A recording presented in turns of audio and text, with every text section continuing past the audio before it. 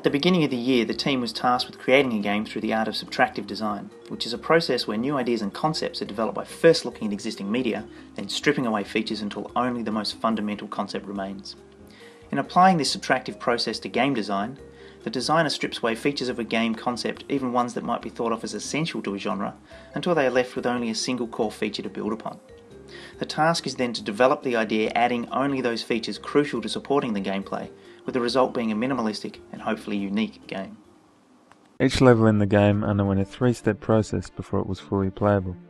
The first step of the process included translating the paper version of a level design layout into the game engine, which in our case was Unity 3D. This typically involved creating 3D cube game objects in Unity and then scaling them so that they accurately represented the walls found in the paper version. The second step was inserting models. When inserting the models into the scenes, prefabs were used. This allows models to easily be interacted with on a mass scale. Adding a collider to the prefab added the collider to each model of that type. If a model looked too big while the player was standing next to it, it was scaled down. When the level was being filled with models, the rooms were made to feel as real as possible. When using many of the same model, they needed to be slightly rotated to give a natural feel to the room.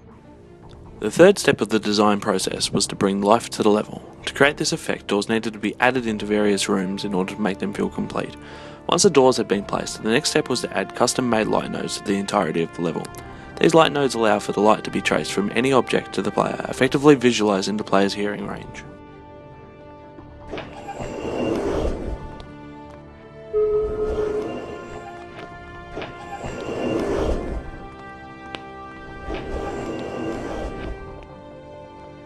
Did I see something over there?